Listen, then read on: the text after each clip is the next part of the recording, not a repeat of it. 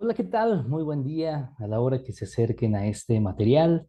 Mi nombre es Eric Torres y nos encontramos en el proyecto de Club de Lectura El Baúl del Artista. Agradezco a todas las personas quienes se han tomado el tiempo de observar los videos anteriores. Ya teníamos un buen rato sin encontrarnos y leer en voz alta, pero bueno, ya estamos acá de vuelta. Les invito a que se suscriban al canal de YouTube o bien se integren al grupo de Facebook El Baúl del Artista, donde podrán encontrar los materiales que vamos revisando. Recuerden que pueden hacer sugerencias sobre lecturas que les gustaría escuchar en este espacio o simplemente seguir los videos y compartir con el hashtag El Baúl del Artista, de tal manera que este material viaje lo más posible y llegue a donde tenga que llegar. El día de hoy vamos a continuar con este libro que está pendiente desde hace ya algunos meses, de Milan Kundera, La insoportable levedad del ser. Y bueno, como está siendo habitual, en la descripción de este video compartiré el enlace de los fragmentos anteriores. Quinta parte, la levedad y el peso. Uno. Cuando Teresa llegó inesperadamente a ver a Tomás a Praga, hizo el amor con él, como ya he escrito en la primera parte. Ese mismo día o esa misma hora, pero inmediatamente después, tuvo fiebre. Ella estaba en cama y él de pie a su lado, con la intensa sensación de que ella era un niño al que alguien había colocado en un cesto y lo había enviado río abajo. Por eso, la imagen del niño abandonado se convirtió en algo precioso para él y le hizo pensar frecuentemente en los viejos mitos en los que aparecía. Ese fue seguramente el motivo por el cual un día cogió una traducción del Edipo de Sófocles. La historia de Edipo es conocida. Un pastor lo encontró abandonado cuando era un niño de pecho, se lo llevó a su rey, Pólibo, y éste lo educó. Cuando Edipo era ya adolescente, se cruzó en un camino de montaña con una carroza en la que iba un dignatario desconocido. Surgió una disputa. Edipo mató al dignatario. Más tarde, se convirtió en esposo de la reina Yocasta y en señor de Tebas. No sospechaba que el hombre a quien había matado en las montañas era su padre y que la mujer con la que dormía era su madre. Mientras tanto, la desgracia se cebó en sus súbditos y los castigaba con enfermedades. Cuando Edipo comprendió que él mismo era el culpable de sus padecimientos, se hirió los ojos con dos broches y, ciego, abandonó Tebas. 2. A los que creen que los regímenes comunistas de Europa Central son exclusivamente producto de seres criminales, se les escapa una cuestión esencial. Los que crearon estos regímenes criminales no fueron los criminales, sino los entusiastas, convencidos de que habían descubierto el único camino que conduce al paraíso. Lo defendieron valerosamente y para ello ejecutaron a mucha gente. Más tarde se llegó a la conclusión generalizada de que no existía paraíso alguno, de modo que los entusiastas resultaron ser asesinos. En aquel momento todos empezaron a gritarles a los comunistas: sois los responsables de la desgracia del país, empobrecido y despoblado, de la pérdida de su independencia, cayó en poder de Rusia, de los asesinatos judiciales. Los acusados respondían: no sabíamos, hemos sido engañados, creíamos de buena fe, en lo más profundo de nuestra alma somos inocentes. La polémica se redujo, por lo tanto, a la siguiente cuestión: ¿en verdad no sabían o solo aparentaban no saber? Tomás seguía atentamente esta polémica, la seguían los 10 millones de habitantes de la nación checa, y opinaba que había comunistas que no eran del todo inocentes, inevitablemente tenían que saber algo de los horrores que habían ocurrido y no cesaban de ocurrir en la Rusia post-revolucionaria. Sin embargo, es probable que la mayoría de ellos, en efecto, no supiera nada. Y llegó a la conclusión de que la cuestión fundamental no es sabían o no sabían, sino ¿es inocente el hombre cuando no sabe? ¿Un idiota que ocupa el trono está libre de toda culpa solo por ser idiota? Supongamos que un fiscal checo que a comienzos de los años 50 pidió la pena de muerte para un inocente fue engañado por la policía secreta rusa y por el gobierno de su país. Pero, ¿cómo es posible que hoy, cuando sabemos ya que las acusaciones eran absurdas y los ejecutados inocentes, ese mismo fiscal defienda la limpieza de su alma y se dé golpes de pecho? Mi conciencia está limpia, no sabía, creía de buena fe. ¿No reside precisamente su irremediable culpa en ese no sabía, creía de buena fe? Y fue entonces cuando Tomás recordó la historia de Edipo. Edipo no sabía que dormía con su propia madre y, sin embargo, cuando comprendió de qué se trataba, no se sintió inocente. Fue incapaz de soportar la visión de lo que había causado con su desconocimiento. Se perforó los ojos y se marchó de Tebas ciego. Tomás oía los gritos de todos los comunistas que defendían su limpieza interior y se decía: por culpa de vuestro desconocimiento, este país ha perdido quizá por siglos su libertad. ¿Y vosotros gritáis que os sentís inocentes? ¿Cómo sois capaces de seguir presenciándolo? ¿Cómo es que no estáis aterrados? ¿Es que conserváis la vista? Si tuvieseis ojos, deberíais atravesárolos y marcharos de Tebas. Aquella comparación le gustaba tanto que la utilizaba con frecuencia en las conversaciones con sus amigos y, con el paso del tiempo, iba expresándola con formulaciones cada vez más precisas y elegantes. Leía entonces, como todos los intelectuales, el semanario editado por la Unión de Escritores Checos, con una tirada de alrededor de 300.000 ejemplares, que había logrado una considerable autonomía dentro del régimen y hablaba de cosas de las que otros no podían hablar públicamente. Por eso en el periódico de los escritores se hablaba también de quién y cómo era culpable de los asesinatos judiciales durante los procesos políticos al comienzo del régimen comunista. En todas estas polémicas se repetía siempre la misma pregunta: ¿sabían o no sabían? Tomás creía que esta cuestión era secundaria y por eso escribió un día sus ideas sobre Edipo y las envió al semanario. Al cabo de un mes recibió respuesta. Le invitaron a que se pasara por la redacción. Cuando llegó, lo recibió un redactor de escasa estatura, erguido como una regla, y le propuso que modificase la sintaxis en una frase.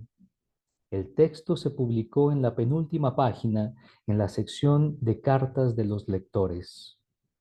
Tomás no quedó satisfecho.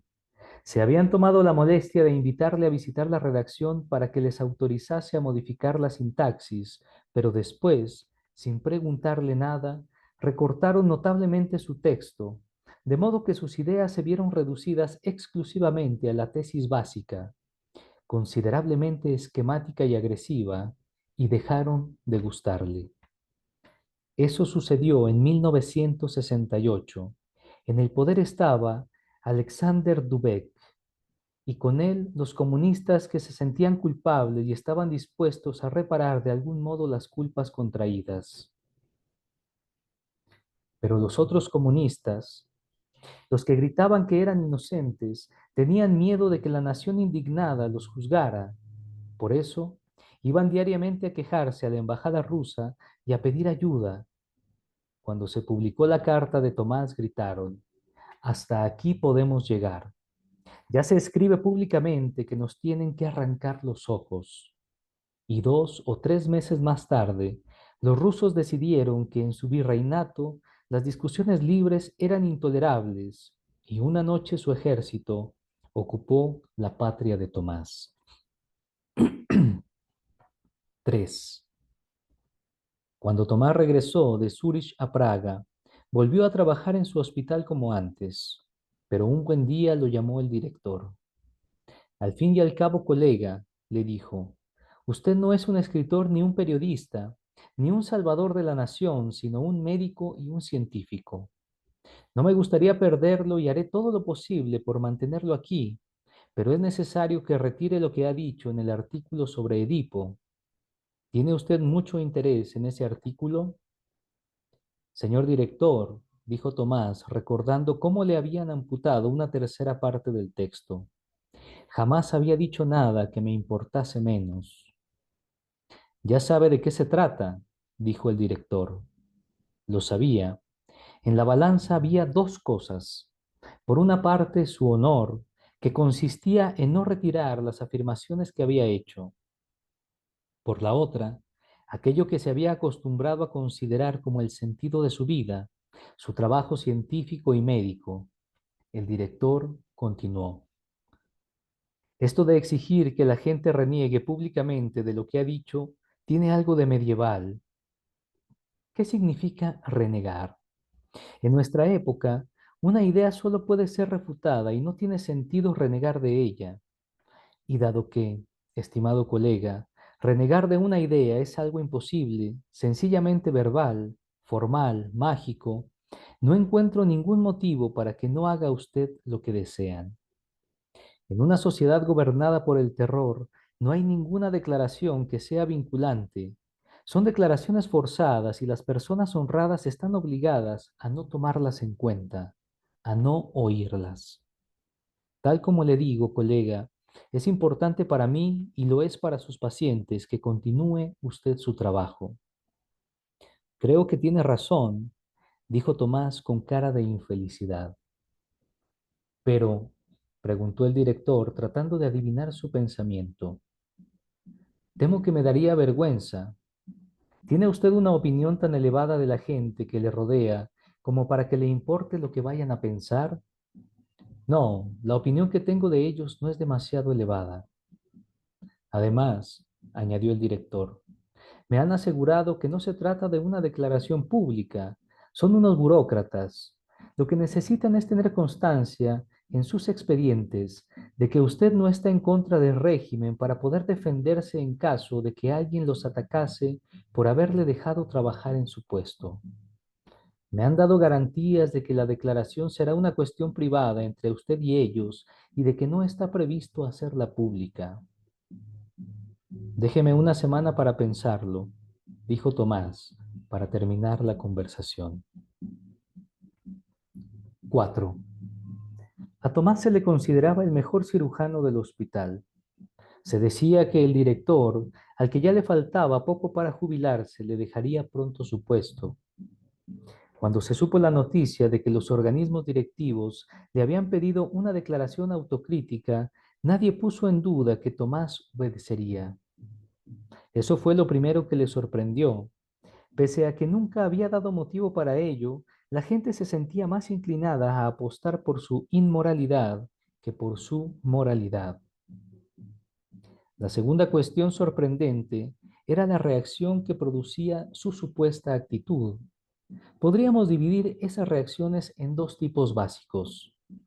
El primer tipo de reacción era el que manifestaban aquellos que se habían visto obligados, ellos mismos o quienes los rodeaban, a renegar de algo, a manifestar su apoyo al régimen de ocupación o estaban dispuestos a hacerlo, aunque fuera a disgusto. Nadie lo hacía por placer.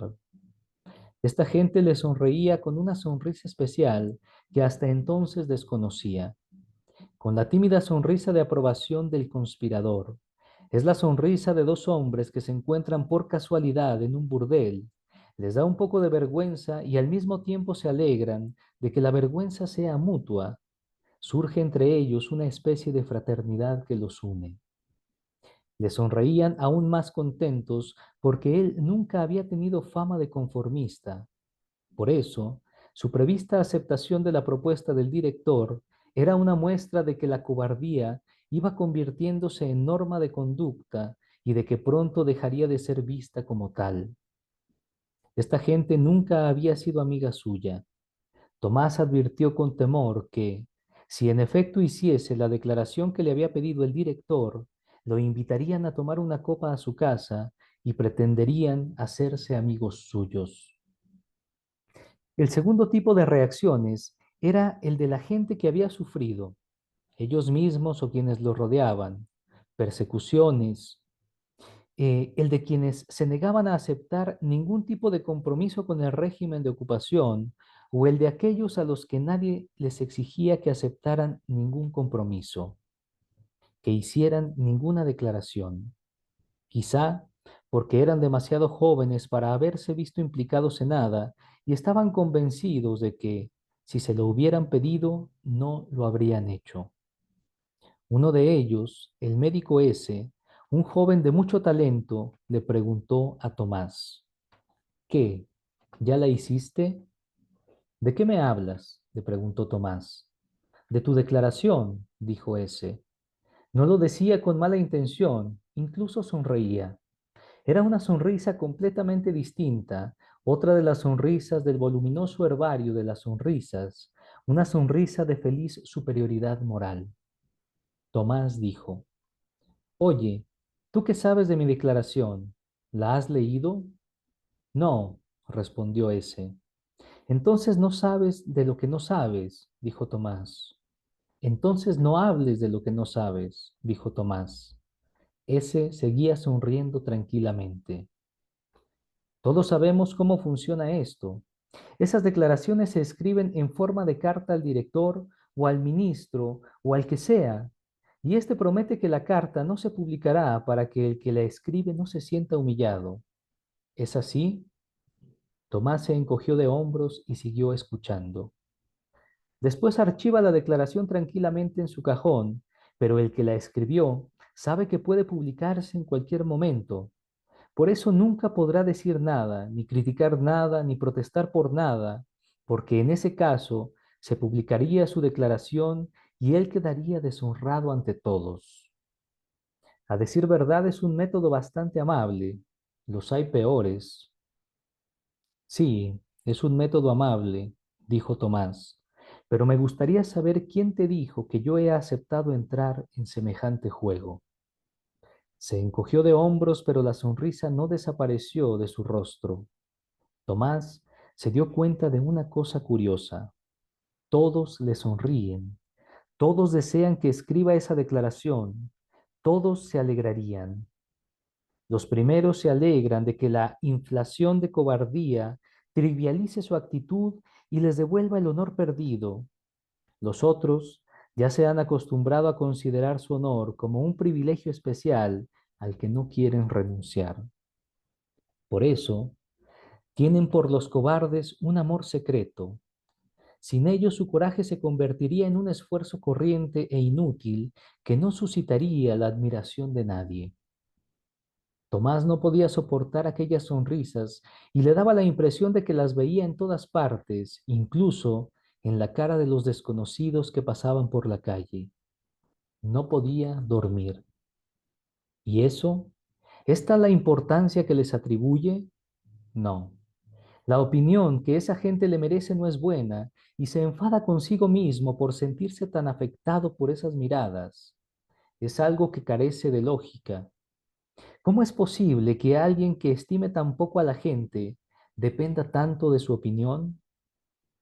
Su profunda desconfianza hacia la gente, sus dudas con respecto a que tengan derecho a decidir acerca de lo que a él le concierne y a juzgarlo, tuvo probablemente algo que ver en la elección de su profesión, que descartaba cualquier posibilidad de relación con el público. Cuando alguien elige, por ejemplo, una carrera política, opta libremente por hacer del público su juez, en la ingenua y manifiesta confianza de que logrará su favor.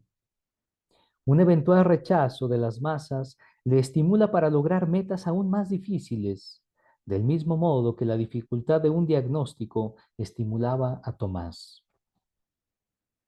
El médico, a diferencia del político o del actor, solo es juzgado por sus pacientes y por sus colaboradores más próximos, o sea, entre cuatro paredes y a la vista de sus jueces. Puede responder inmediatamente a las miradas de quienes lo juzgan con su propia mirada.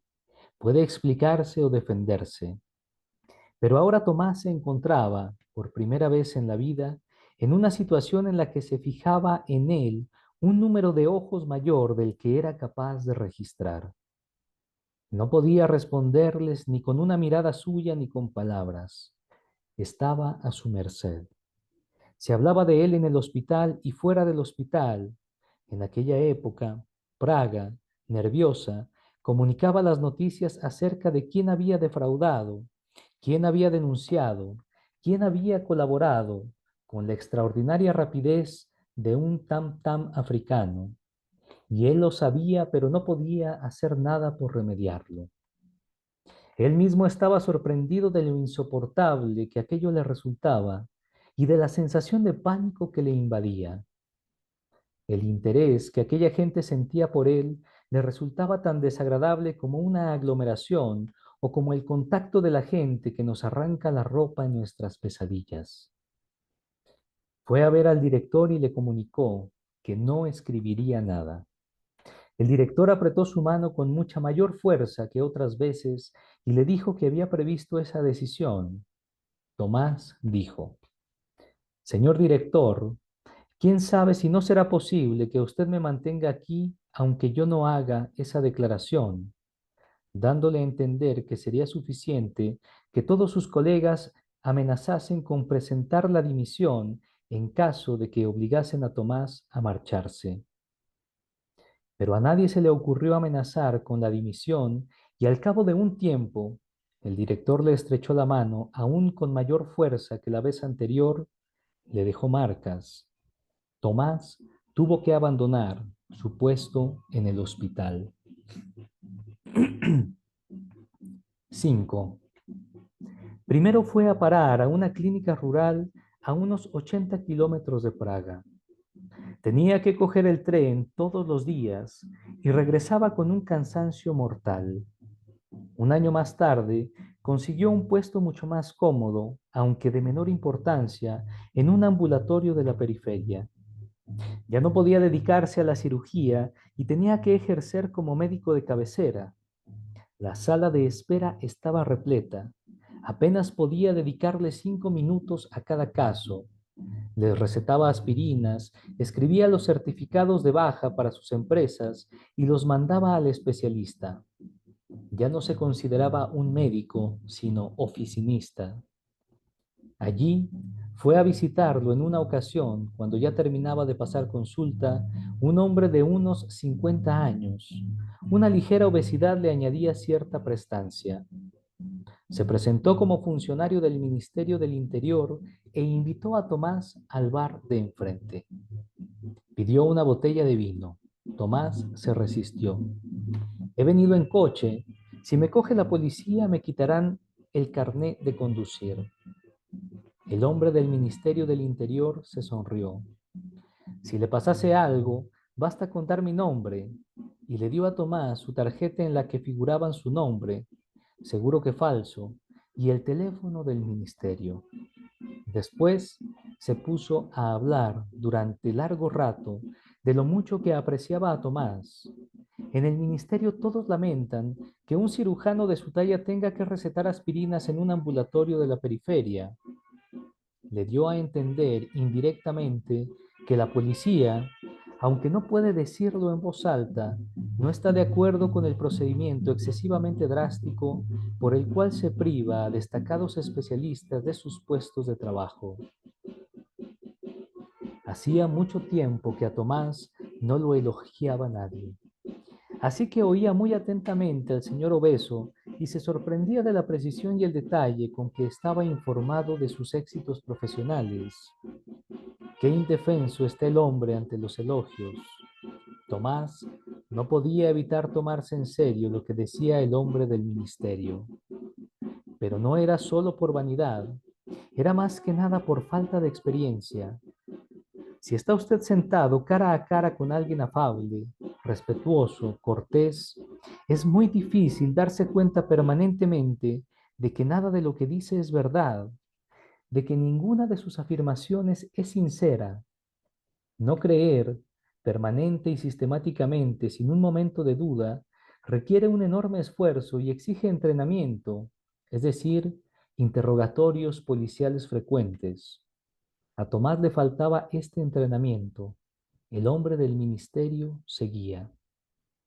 Sabemos, estimado doctor, que tenía usted en Zúrich una excelente posición y valoramos su actitud al regresar. Eso ha sido estupendo.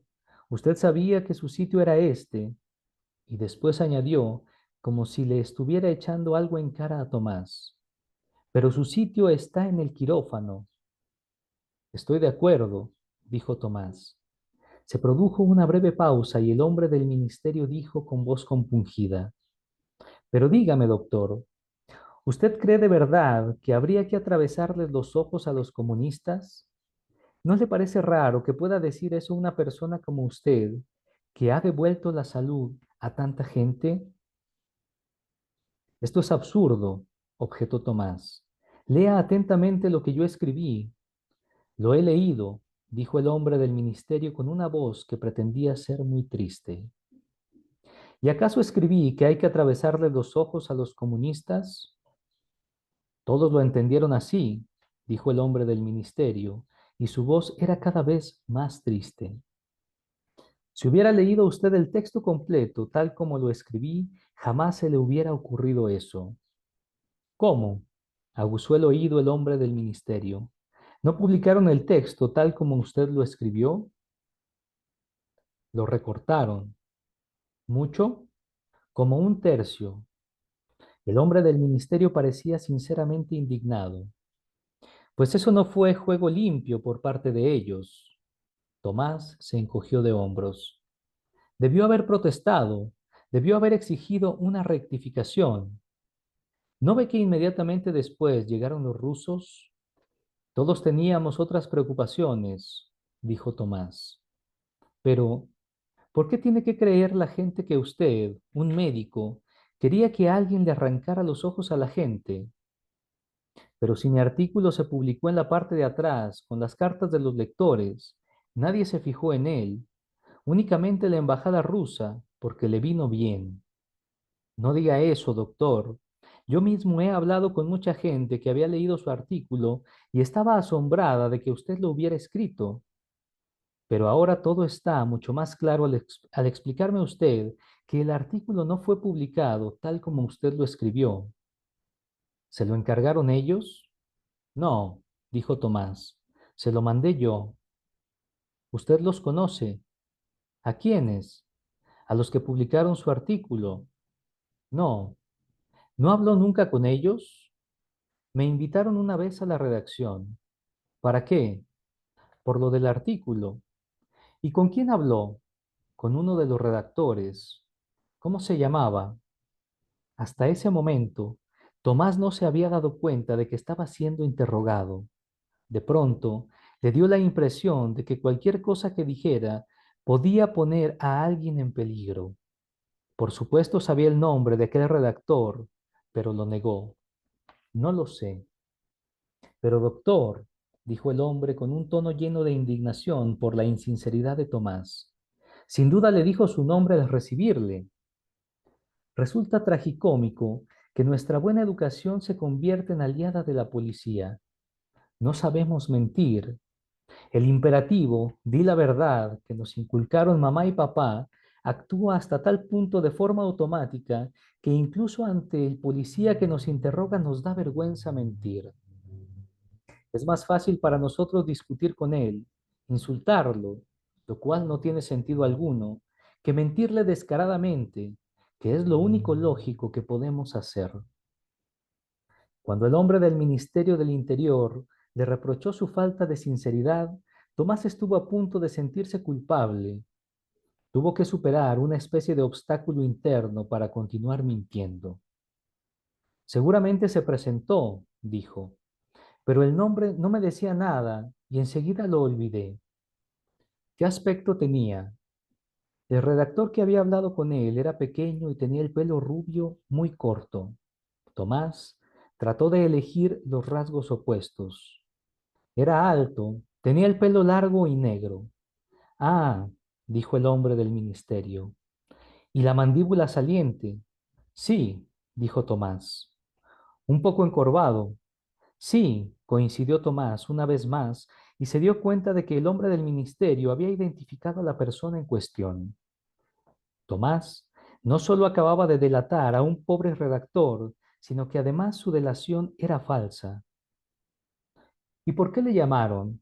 ¿De qué hablaron? Se trataba de una modificación de la sintaxis. Aquello sonaba como una excusa ridícula.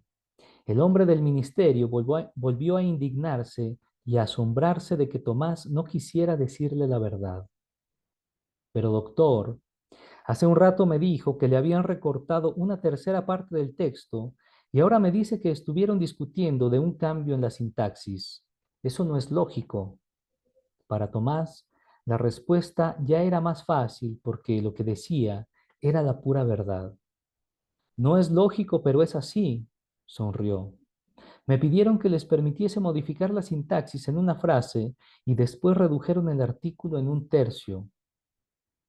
El hombre del ministerio volvió a hacer con la cabeza un gesto como si no pudiera comprender una actitud tan inmoral y dijo, esa gente no se ha comportado correctamente con usted. Terminó su copa de vino y concluyó, estimado doctor, ha sido usted víctima de una manipulación. Sería una lástima que tuvieran que pagar las consecuencias usted y sus pacientes. Nosotros sabemos que de su nivel profesional. Ya veremos lo que se puede hacer. Le estrechó cordialmente la mano a Tomás. Después salieron del bar y cada uno cogió su coche. 6. Tras el encuentro, Tomás se quedó con un humor de perros.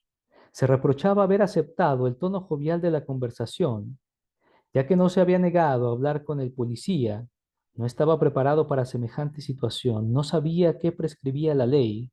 Al menos tenía que haberse negado a tomar una copa de vino con él en el bar, como si fuese un amigo. ¿Qué pasaría si lo hubiese visto alguien que conociera a aquel hombre? Pensaría que Tomás está al servicio de la policía. ¿Y por qué ha tenido que decirle que el artículo fue recortado? ¿Para qué le dio sin ninguna necesidad esa información?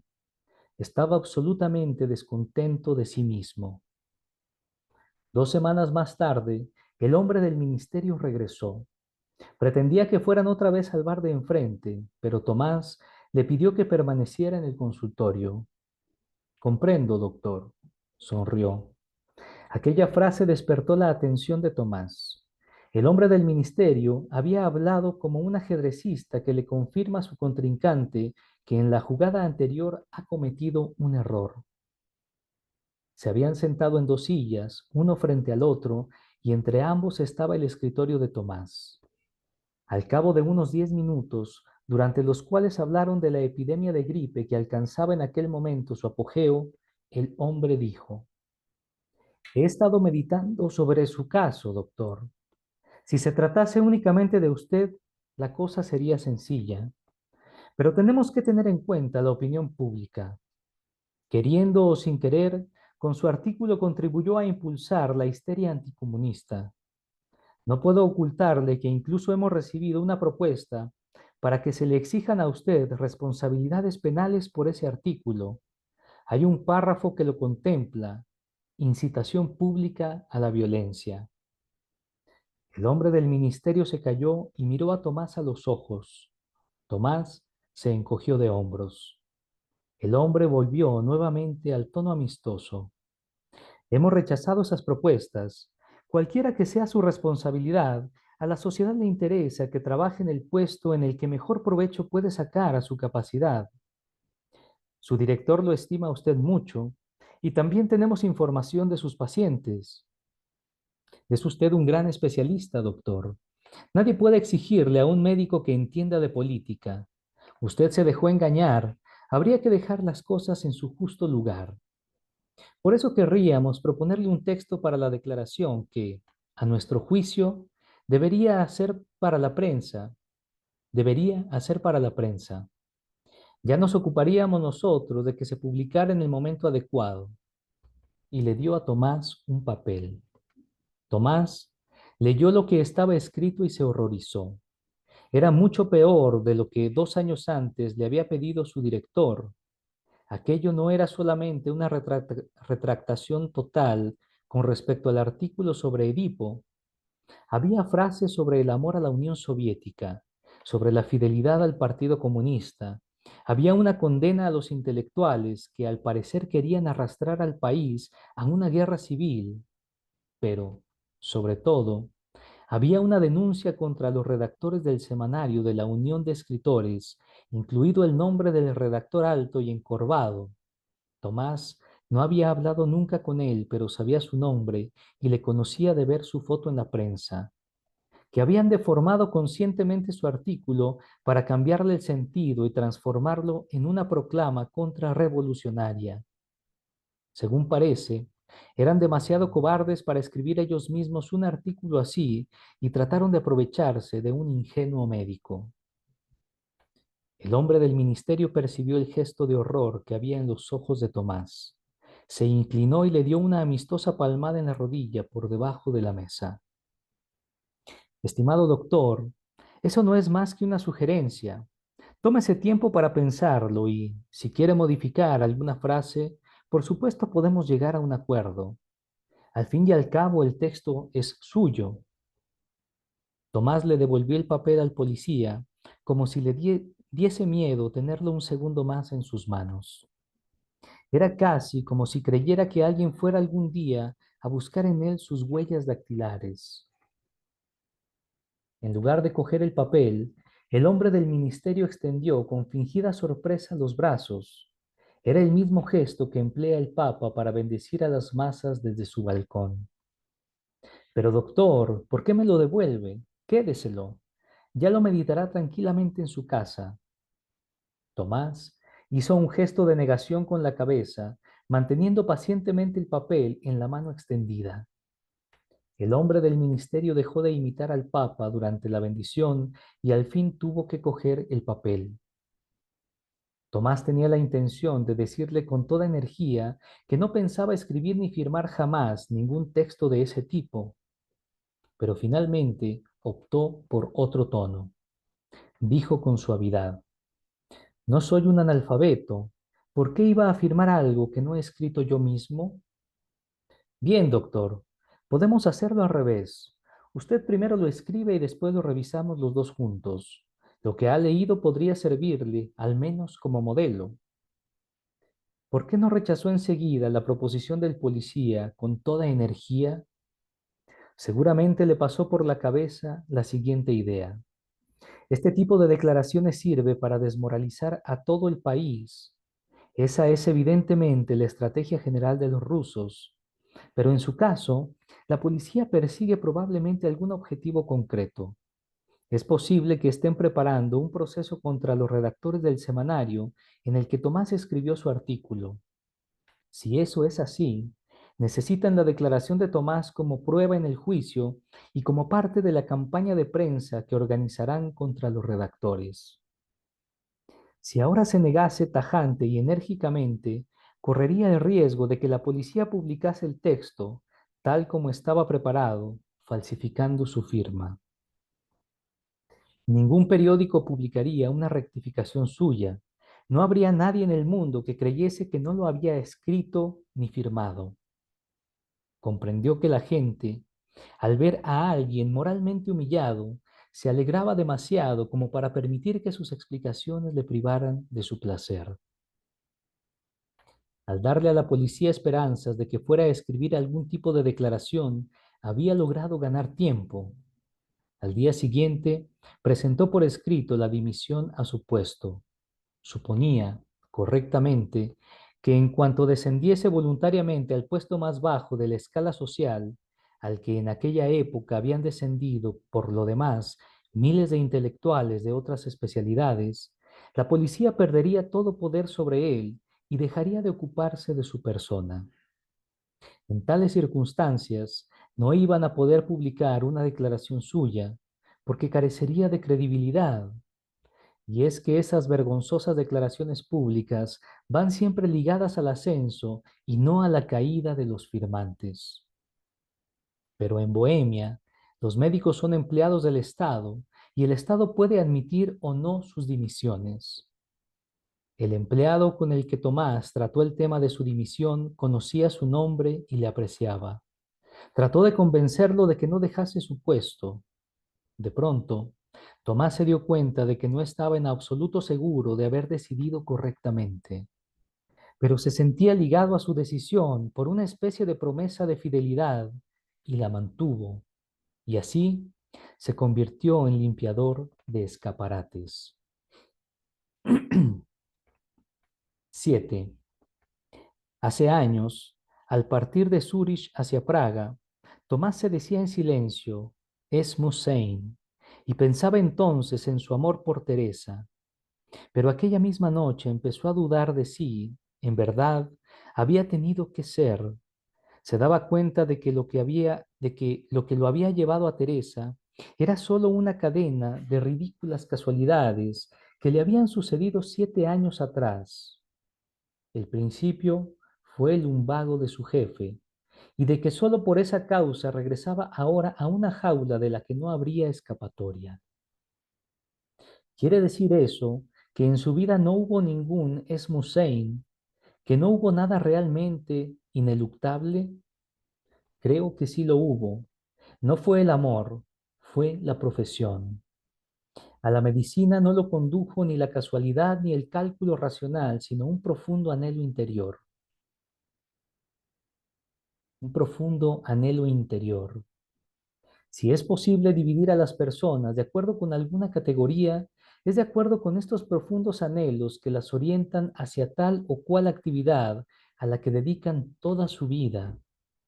Todos los franceses son distintos, pero todos los actores del mundo se parecen, en París, en Praga y en el último teatro de provincias. Actor es aquel que desde la infancia está de acuerdo con pasar toda la vida exponiéndose a un público anónimo. Sin este acuerdo básico, que no tiene nada que ver con el talento, que es más profundo que el talento, no puede llegar a ser actor. De un modo similar, médico es aquel que está de acuerdo con pasar toda la vida y hasta las últimas consecuencias hurgando en cuerpos humanos. Es este acuerdo básico y no el talento o la habilidad lo que le permite entrar en primer curso a la sala de disección y ser médico 6 años más tarde. La cirugía lleva el imperativo básico de la profesión médica hasta límites extremos, en los que lo humano entra en contacto con lo divino. Si le pega a usted con fuerza un porrazo a alguien, el sujeto en cuestión cae y deja definitivamente de respirar. Pero de todas formas, alguna vez iba a dejar de respirar. Un asesinato así solo se adelanta un poco a lo que Dios se hubiese encargado de hacer algo más tarde. Se puede suponer que Dios contaba con el asesinato, pero no contaba con la cirugía. No sospechaba que alguien iba a atreverse a meter la mano dentro del mecanismo que él había inventado, meticulosamente cubierto de piel, sellado y cerrado a los ojos del hombre. Cuando Tomás posó por primera vez el bisturí sobre la piel de un hombre previamente anestesiado, y luego atravesó esa piel con un gesto decidido y la cortó con un tajo recto y preciso, como si fuese un trozo de materia inerte, un abrigo, una falda, una cortina, tuvo una breve pero intensa sensación de sacrilegio. Pero era precisamente eso lo que le atraía. Ese era el Esmusein profundamente arraigado dentro de él, al que no lo había conducido casualidad alguna, el lumbago de ningún médico jefe, nada externo. Pero, ¿cómo es posible que se deshiciera de algo tan profundo con tal rapidez, con tal energía, con tal facilidad? Nos hubiera respondido que lo hizo para que la policía no lo utilizara. Pero sinceramente, aunque en teoría era posible, y aunque en efecto se produjeron casos similares, no era demasiado probable que la policía publicase una declaración falsa con su firma. Claro que uno también tiene derecho a temer que le suceda algo, aunque ello sea poco probable. Admitamos esto. Admitamos también que estaba furioso consigo mismo, que estaba furioso por su propia torpeza y que quería evitar cualquier contacto con la policía para que no se incrementase su sensación de impotencia. Y admitamos incluso que de todas formas había perdido ya su profesión, porque el trabajo mecánico que realizaba en el ambulatorio recetando aspirinas, no tenía nada que ver con lo que la medicina representaba para él. Sin embargo, me llama la atención la vehemencia con que adoptó su decisión. ¿No se esconde tras ella algo más profundo, algo que escapaba a su razonamiento? Bien, vamos a dejar el día de hoy acá. Este es el fragmento 9 de La insoportable levedad del ser, de Milan Kundera. Nos encontramos en el próximo fragmento. Gracias.